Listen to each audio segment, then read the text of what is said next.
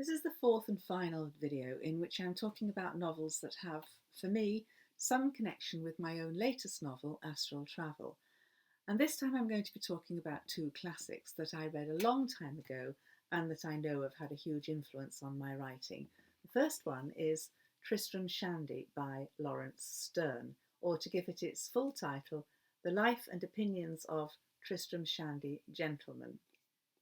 I read this at university. This is my university copy, which is falling to bits now, and it had a huge impact on me at the time. The thing about it is that way back in 1760, when it was published, it broke all the traditional narrative conventions. It's not a linear narrative. It famously and comically begins with the narrator's conception, which almost doesn't happen because just as it's about to happen, his mother remembers that the clock downstairs hasn't been wound up for morning and his father has to jump out of bed to do that. And then it suspends that narrative for until almost halfway through the book for a backstory and for digressions and nested narratives. And it's typographically innovative. There's a blacked out page, there are marbled pages, there are other typographical eccentricities.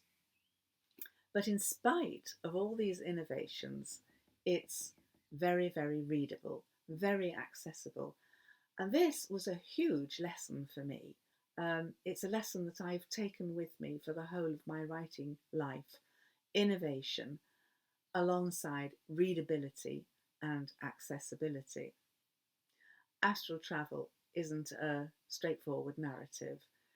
It's actually about the difficulty of telling a story, and Jo, the narrator, mimes her own memories and plumbs the stories that her mother tells her about her mother's early life with Jo's father, and she also looks at archives. And so it constantly moves between past and present, and then there are those nested stories, which in fact will turn out to have a different significance once she does find out the truth about her father. Now, the other classic novel is Wuthering Heights by Emily Bronte. Now, when I was about 13, I used to buy something called vintage classics from Woolworths. They were very, very cheap hardback books, which was very exciting for me. I used to save up my pocket money and collect them. And my two favourite ones were two Bronte novels, Charlotte Bronte's Jane Eyre and Wuthering Heights.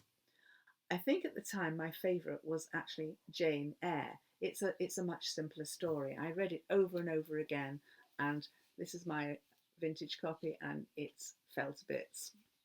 But I also loved Wuthering Heights. I read that 2 or 3 times. The thing I loved about it, as a lot of people do, was the unbridled Gothic passions of Cathy and Heathcliff. I didn't much notice the structure. The story is told by Nellie Dean, the housekeeper who witnesses a lot of what goes on between Cathy and Heathcliff, to a new tenant at the house where she's now a housekeeper, Thrushcross Grange, Lockwood.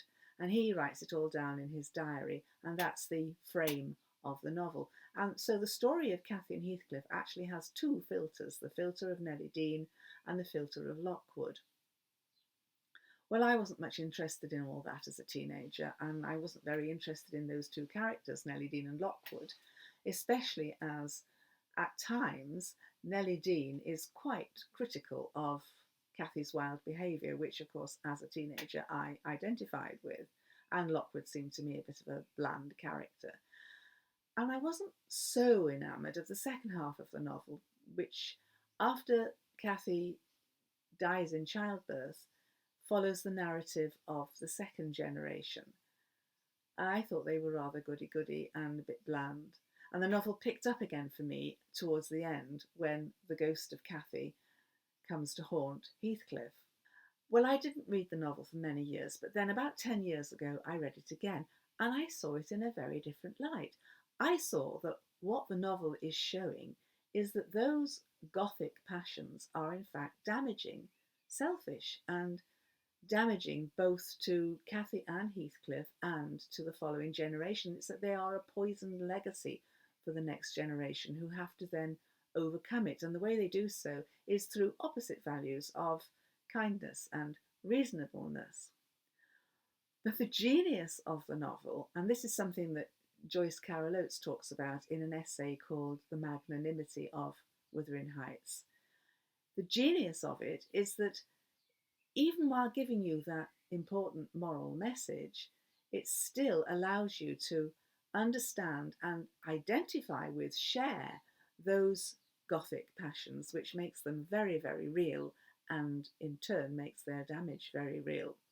So I think as a teenager, I misread Wuthering Heights, as I think it is often misread.